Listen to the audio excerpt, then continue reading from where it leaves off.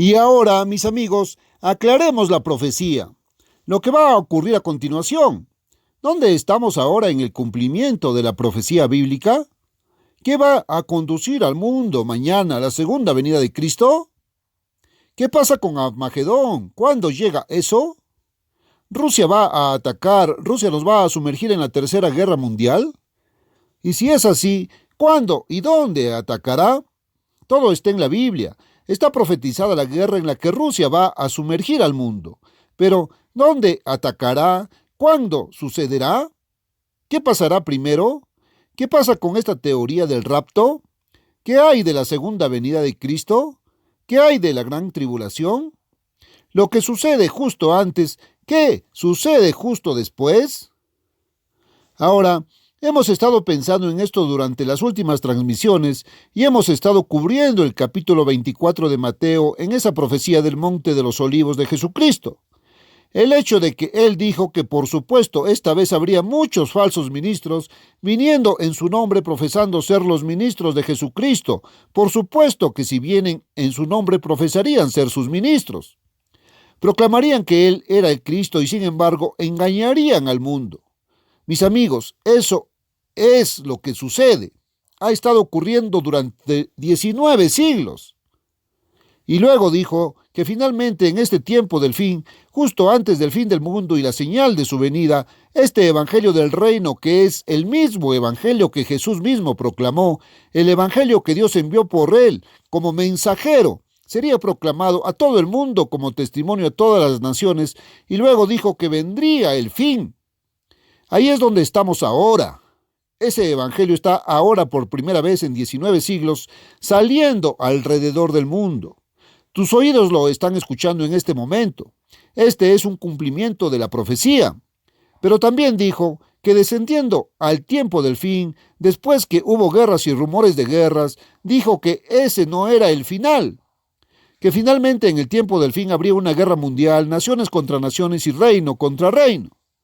Todos estamos listos para eso, mis amigos. Nosotros, en el intermedio o el receso entre la Segunda Guerra Mundial y la Tercera Guerra Mundial. Ahora, a continuación, él dijo que habría hambrunas y terribles pestilencias o epidemias de enfermedades que las autoridades médicas no podrían hacer frente en absoluto. Y luego estaba por venir la gran tribulación. Ahora, todas estas cosas, la guerra mundial, por lo menos sus primeras etapas y el hambre y la pestilencia. Él dijo que era solo el comienzo de un tiempo de aflicción o gran tribulación. Y ahí es donde estamos. La gran tribulación principal aún no ha llegado. Viene a continuación. Ahora, aquí está el orden. En el tiempo presente, el Evangelio de Jesucristo, no un Evangelio de hombres sobre la persona de Cristo, sino el Evangelio de Cristo, el mismo Evangelio que proclamó y enseñó yendo al mundo. A continuación, vendrá la verdadera hambruna y la pestilencia que será mucho mayor que cualquier cosa que haya golpeado este mundo, que simplemente lo asombrará y lo dejará estupefacto. Hemos tenido un anticipo de ello. Como mencioné, ahora estamos recibiendo un anticipo en los Estados Unidos. Hemos estado teniendo un clima muy al revés, como todos saben, y hemos tenido epidemias de enfermedades. Esas, amigos míos, no son más que pequeñas gotas de lluvia antes de la gran tormenta. Eso es todo. Son simplemente una especie de precursores. Pero van a venir una hambruna y una pestilencia como les leí el otro día de la profecía de Ezequiel, de cuán grande será exactamente. ¿Qué va a pasar hablando de nuestro pueblo y nuestra tierra en el 5º capítulo de Ezequiel? Y Ezequiel era un profeta para la casa de Israel, no para el pueblo judío en Judá. Él dijo aquí, la tercera parte de ti, hablando de nosotros, morirá de pestilencia, y de hambre serán consumidos en medio de ti. Va a tomar un tercio de nuestra gente. Estas son cosas horribles, que vienen y luego una tercera parte caerá a espada. Ahí es cuando golpea la gran tribulación. Y como mencioné en el programa anterior, hay dos fases. Una fase de duelo a la tribulación. Uno es individual sobre los cristianos y el otro es nacional sobre nuestros pueblos, los pueblos de Gran Bretaña y América y de las democracias del noroeste de Europa. Vamos a caer a filo de espada como Ezequiel lo menciona aquí. La tercera parte de ti caerá a espada alrededor de ti, y la tercera parte que quede la esparciré a todos los vientos, y sacaré una espada tras ellos. Ahora, se menciona en varias otras profecías que nuestras ciudades serán destruidas. Saben, mis amigos, no nos tomamos esto en serio. Pensamos, oh, eso no va a pasar aquí. Sé lo que piensa la mayoría de ustedes, no se toman esto en serio, pero va a golpear. Y amigos míos, ¿dónde van a estar cuando suceda? Has oído la advertencia, y si no haces caso, tu sangre será sobre tus propias manos, no está en lo mío. Dios me ha puesto como centinela para declarar esto y advertirte, y me ha dicho que te exigirá sangre en mi cabeza si no te lo advierto. Te estoy dando la advertencia, y sé muy bien que la mayoría de ustedes no prestará atención, porque nuestra gente nunca ha prestado atención a una advertencia. Encontramos que el pueblo gentil de Nínive prestó atención a una advertencia cuando Dios les envió a Jonás, pero no puede encontrar otro lugar del que yo recuerde.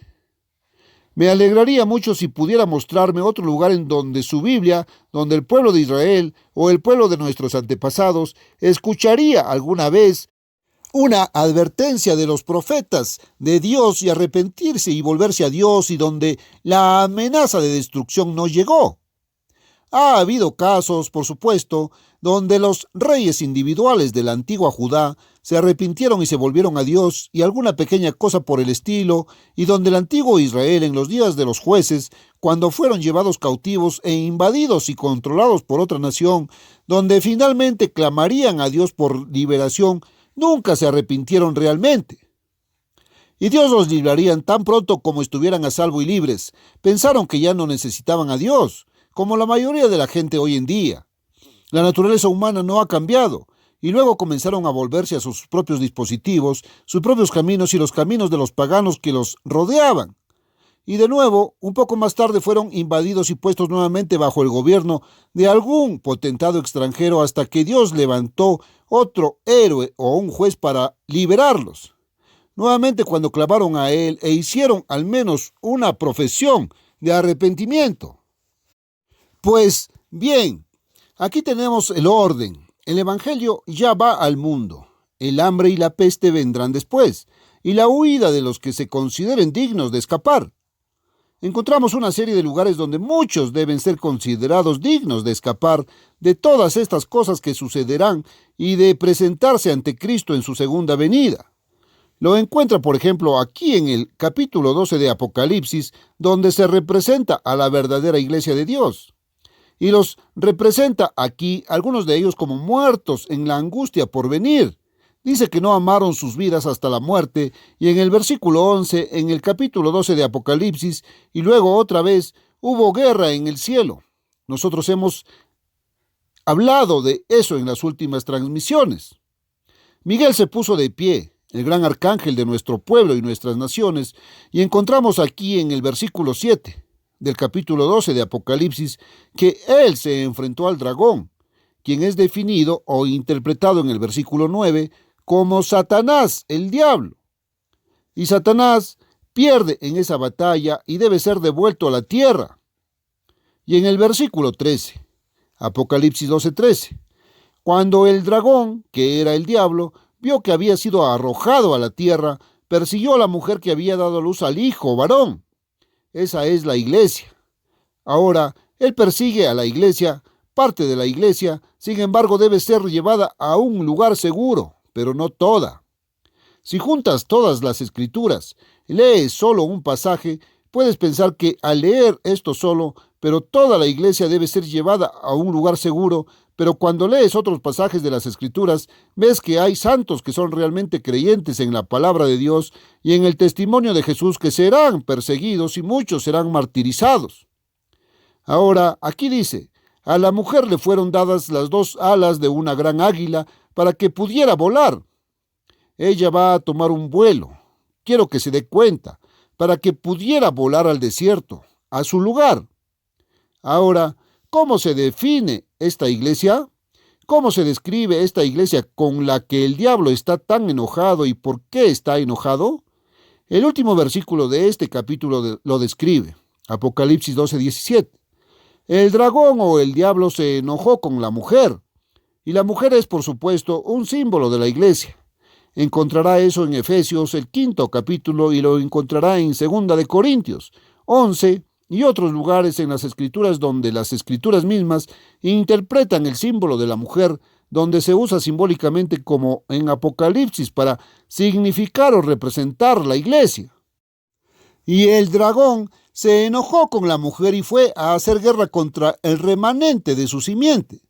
El remanente es la última generación antes del fin de este mundo, en otras palabras, la iglesia en este tiempo presente, en el siglo XX, y fue a hacer guerra contra el remanente de su simiente. Con lo cual, fíjense con cuál iglesia está enojado el diablo. Él está haciendo guerra contra los que guardan los mandamientos de Dios y tienen el testimonio de Jesucristo. Esa es la palabra de Dios. Y entonces, aquí tenemos la iglesia con la que el diablo está enojado. Tiene los mandamientos de Dios y el testimonio de Jesucristo. Ahora, busque un poco más en su Biblia, en el libro de Apocalipsis, en el capítulo 17. Encontrará otra mujer representada. Aquí también hay una iglesia, pero no es la misma iglesia. Aquí, uno de los 7 ángeles que tenían las 7 copas de las últimas 7 plagas vino y habló con Juan, que ve estas cosas en visión y registra lo que ve.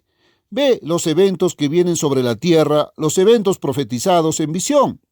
Y este ángel de las 7 últimas plagas dijo a Juan en esta visión: ven acá, te mostraré el juicio de la gran ramera que está sentada sobre muchas aguas.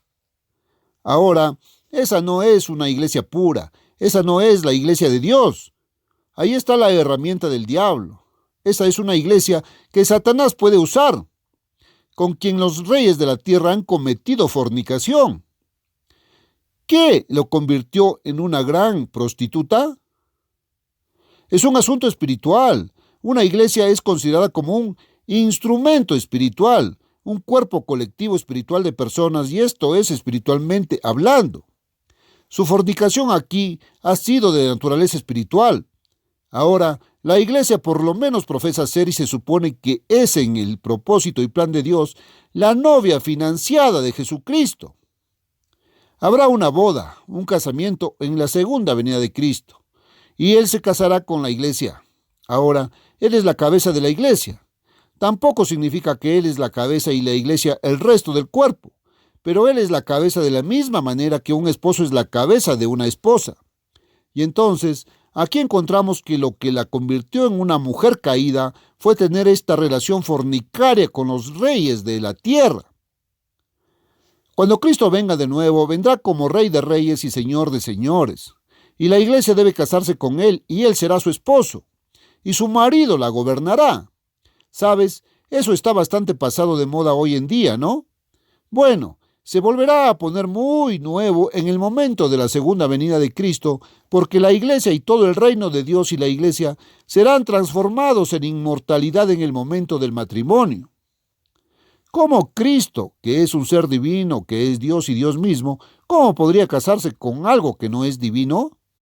¿Cómo puede un ser humano casarse con algún animal inferior o algún grupo? ¿Eso es posible? Nunca escuché de eso. ¿Y cómo Cristo? ¿Crees que Cristo se casaría con algo que está en un plano mucho más bajo cuando Él está en el plano divino? Muy bien, ¿se va a casar con seres animales mortales? Porque ahora estamos en el reino animal. No, seremos cambiados, de humanos a divinos, de mortales a inmortales, y habrá matrimonio, y Él viene a gobernar el mundo. Pero aquí hay una iglesia que no lo esperó, que tenía una relación con otra amante, y en lugar de dejar que el amante con el que ella tenía esta relación fornicaria, los reyes de esta tierra, la gobernaran, ella gobernó a esos reyes. Y la esposa gobernó el gallinero. Y mis amigos, eso es lo mismo que se ha enseñado en la sociedad actual. Eso es lo que está ocurriendo en tantos hogares hoy. Las mujeres quieren ser independientes de sus maridos. Quieren ganarse la vida, quieren que los maridos hagan hoy su parte en las tareas del hogar. Una mujer no quiere hacer las tareas de la casa, no quiere ser la madre, la esposa. Quiere ser independiente de su marido para que en cualquier momento se canse de él y él no ande saltando por ahí chasquido de su látigo. ¿Saben? Hombres y mujeres jóvenes de hoy, al considerar el matrimonio me pregunto si lo han notado. Lo sé, si retrocedes hace unos 60 años cuando estaba considerando casarme, y sé que nunca pensé en considerar casarme con una chica con la que iba a ir hasta que estuviera en mis propios pies financieramente y capaz de apoyar a una esposa. Nunca hubiera soñado con algo así. Tampoco ninguno de los otros compañeros con los que fui en su tiempo. Y hoy, los jóvenes nunca piensan si pueden mantener a una esposa o no, si creen que tienen ese rubor de amor y es una especie de algo blando. Simplemente les gusta la sensación y la euforia de la misma y quieren casarse de inmediato. Nunca se les ocurriría si pueden apoyarla. Deja que se mantenga sola. Todas las niñas y las mujeres están trabajando hoy de todos modos. ¿En qué clase de mundo nos estamos metiendo, mis amigos? ¿Por qué no nos despertamos? ¿Sabes? Hoy no consideramos lo que Dios dijo. Solo consideramos lo que llega tarde. Es decir, el último estilo, la última moda y todo lo nuevo. Suponemos que es mejor, solo para que sea diferente de lo que teníamos antes. Obtienes un nuevo modelo de automóvil, todo es diferente. Y creemos que es mejor. En realidad, solo cambian un poco el estilo del diseño, eso es todo. Y parece que pensamos que es mejor y pensamos que si la moda actual y el estilo actual es que las mujeres gobiernen sobre sus maridos, eso debe ser mejor que la idea. Y lo aceptamos, somos ovejas tontas, no nos detenemos a pensar, no miramos los verdaderos valores, no. Ahora, Dios Todopoderoso puso leyes en movimiento e hizo leyes que funcionan. Y algunas de estas leyes son invisibles, no puedes verlas. No puedes ver la ley de la gravedad. No sabes que hará caer un objeto al suelo si no lo sostienes. Pero hay algo que lo tira al suelo y no puedes ver ese algo. Hay una ley que funciona. Y Dios ha hecho una ley para que el esposo gobierne a su esposa.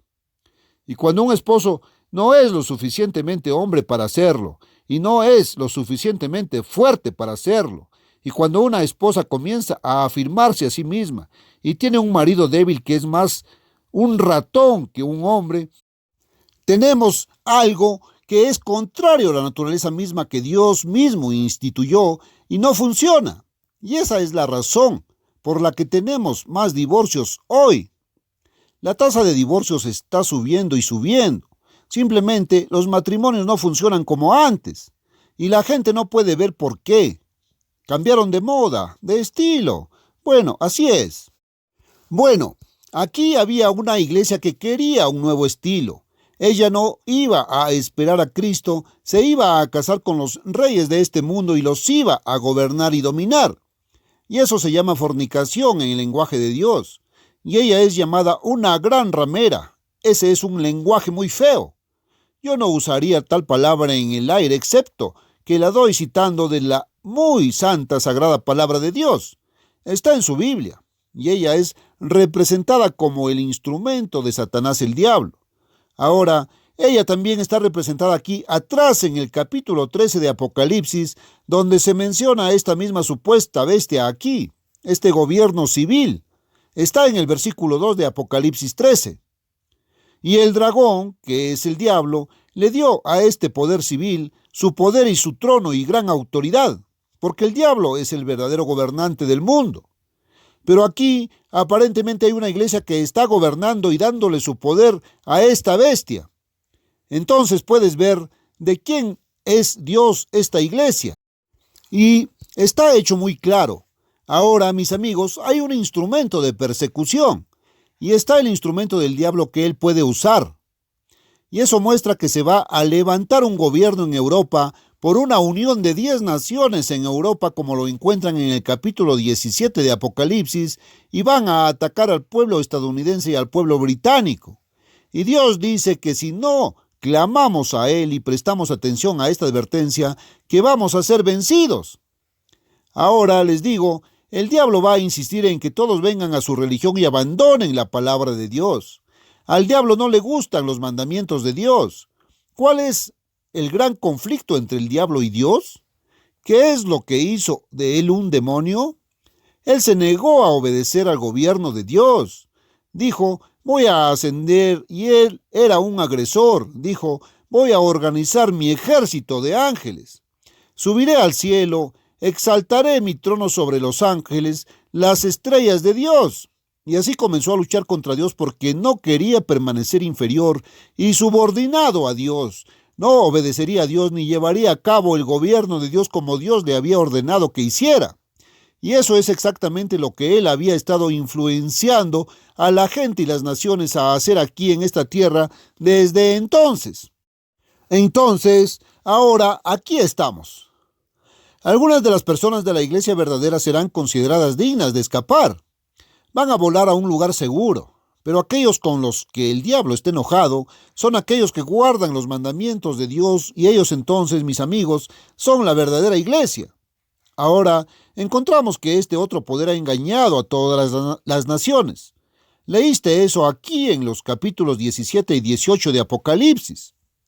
Que ese poder, esta iglesia caída, que se ha metido en la política de este mundo, ha engañado a todo el mundo. Ha engañado a todas las naciones, pero ahora este evangelio del reino de Dios, el gobierno de Dios debe salir a todas las naciones. No para cambiarlas, no para convertirlas porque no le harán caso, no escucharán, sino simplemente como un testimonio. Porque todos van a venir al tribunal de Cristo más tarde cuando Él venga a gobernar. Pero parte de la iglesia será terriblemente perseguida y martirizada. Ahora, encontramos el mismo orden de tiempo en los 6 capítulos de Apocalipsis bajo los sellos. Ya lo hemos abordado en transmisiones anteriores. Ojeémosle rápidamente. En el 6º capítulo de Apocalipsis, aquí en el primer caballo que vemos aquí, que Juan ve en su visión, donde él ve primero los 4 caballos en su visión. El primero fue el caballo blanco, que son los falsos predicadores.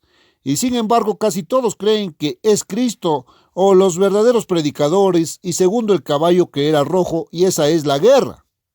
Y tercero está el caballo negro, que es el hambre, y luego viene el caballo pálido, que Jesús había interpretado como la pestilencia o las epidemias de enfermedades.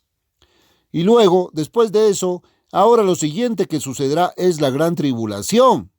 La gran tribulación es un duelo, como dije, es una invasión nacional de nuestro pueblo por esta misma fuerza, este factor, este gran poder que ahora se está levantando en Europa. Se están sentando las bases, los planes se están perfeccionando encubiertamente ahora mismo, en este mismo instante en Europa. Y también entonces es una fase de persecución contra todos los que son verdaderos creyentes en Cristo y en la Biblia, y que guardan los mandamientos de Dios y creen en ser gobernados por Dios, que no han estado orando lo suficiente y que no se han mantenido cerca bastante a Dios y no han estado viendo estos eventos y no han estudiado sus profecías y no reconocen cuándo viene y no son dignos de escapar y tomar este vuelo a un lugar seguro. Y aquellos que no son considerados dignos serán forzados a adoptar la religión pagana, que luego dominará el mundo y abandonará la religión de Cristo y abandonará toda obediencia a Dios y la verdad de la Biblia, o serán perseguidos hasta morir, martirizados. Ahora, aquí está el 5º sello. Apocalipsis 6:9. Y cuando abrió el 5º sello, vi debajo del altar las almas de los que habían sido muertos. Eso está en tiempo pasado. El tiempo de la profecía es ahora. Y los que ya han sido muertos por la palabra de Dios y por el testimonio que dieron. Estos son los mártires de Jesús. Y la historia registra que hay entre 50 y 100 millones de ellos que han sido asesinados por creer en la Biblia y querer obedecer a Dios como manda la palabra de Dios en la Biblia. Apocalipsis 6:10. Y clamaron, según esta visión de Juan, clamaron a gran voz diciendo: ¿Hasta cuándo, Señor santo y verdadero, no juzgas y vengas nuestra sangre en los que moran en la tierra? Ahora la venganza es de Dios, lo sabemos. Y el juicio donde dicen juzgarnos y vengarnos, los juicios son sobre esta gran ramera. Lo lees aquí en Apocalipsis 17, donde este ángel dijo: venid acá, yo os mostraré el juicio de la gran ramera. Y luego, en el capítulo 18, versículo 4, dice: salid de ella, pueblo mío, para que no seáis participantes de sus pecados, ni recibáis parte de sus plagas. Y luego de nuevo en el versículo 8 de Apocalipsis 18, por tanto, sus plagas vendrán en un día, muerte y luto, y así sucesivamente. Y luego en el versículo 10, estando lejos por temor a su tormento, diciendo: ¡ay, por la gran ciudad de Babilonia! Y esa ciudad es este poder, esta mujer falsa aquí, o la iglesia que se representa, porque en una hora ha de venir el juicio de tu Dios. Así que el juicio de Dios son estas plagas que Él está derramando sobre ella. Ahora, esta gente quiere saber cuánto tiempo antes de vuestros juicios, cuánto tiempo antes de que la vais a juzgar. Y aquí está la respuesta, versículo 11, Apocalipsis 6:11. A cada uno de ellos se les dieron túnicas blancas y se les dijo que descansaran aún un poco de tiempo hasta que sus consiervos y también sus hermanos, que deben ser muertos, eso es en el futuro, como lo fueron, eso es en el pasado, deben cumplirse. En otras palabras, mis amigos, la segunda venida de Cristo no ocurrirá. Las últimas plagas no se derramarán hasta que haya habido otro martirio de santos. Esa es la gran tribulación. Ahora, en Apocalipsis 6, bajo el quinto sello, muestra la fase personal de esta gran tribulación. Muestra el destino de aquellos cristianos que no son considerados dignos de escapar. Sobre esos cristianos que están somnolientos, que están tibios, que se quedan atrás. Usted lee de ellos nuevamente en el tercer capítulo de Apocalipsis, como la iglesia de la Odisea. La iglesia que es tibia, y Jesús dice: te vomitaré de mi boca. Dice que te arrepientas antes de que sea demasiado tarde. Eso es lo que Él dice a las personas que creen que son los verdaderos seguidores y verdaderos cristianos de hoy. Ahora, entonces, ¿qué sigue? ¿Qué sucede inmediatamente después de la gran tribulación? Volvamos de nuevo a Mateo 24. Y en el versículo 29, ahora que la gran tribulación es tan grande que nunca ha habido un tiempo como este, como les he leído antes, que Jesús mismo dijo que a menos que Dios entre en ella para intervenir y acortar esos días, ninguna carne se salvaría con vida. En otras palabras, la vida humana desaparecería de esta tierra, pero por el bien de los elegidos. Hay algunos de los elegidos aquí que están siendo perseguidos, hay algunos de los elegidos aquí que ahora se volverán a Dios en ese momento, y por el bien de ellos, Dios va a intervenir y acortar esos días. Ahora, versículo 29. Inmediatamente después de la tribulación de aquellos días, el sol se oscurecerá, y la luna no dará su resplandor, y las estrellas caerán del cielo, y las potencias de los cielos serán conmovidas. Ahí, mis amigos, está el comienzo mismo de la intervención de Dios. Dios comenzará primero no por una intervención física real en la tierra, sino simplemente por señales que los hombres verán en el cielo que arrojarán miedo y terror absolutos en la gente. Y correrán desesperados llorando para que las rocas les caigan encima y los escondan del rostro que van a ver sentado en el trono del cielo en ese tiempo. Ahora, quiero que vean otra cosa aquí. Mateo 24:30. Y entonces aparecerá la señal del Hijo del Hombre en el cielo. Ahora, si la señal va a aparecer, los hombres la verán. ¿Dónde lo van a ver? Aparecerá en el cielo. Mirarán hacia el cielo y lo verán. Ahora bien, ¿qué encuentras sobre ella en Apocalipsis 6, 12-13? Aquí tienes lo mismo. Miré cuando él abrió el sexto sello, e inmediatamente después de la tribulación hubo un gran terremoto, y el sol se puso negro como tela de silicio, y la luna se volvió como sangre, y las estrellas del cielo cayeron sobre la tierra. Ahí tienes. Ahora, estrellas en el lenguaje bíblico significa cualquier cuerpo celestial. Puede significar un meteoro muy pequeño o una gran estrella millones de veces más grande que esta tierra. Naturalmente, serán aquellos que son más pequeños que la tierra los que caerán. Serán meteoros muy grandes cayendo sobre esta tierra.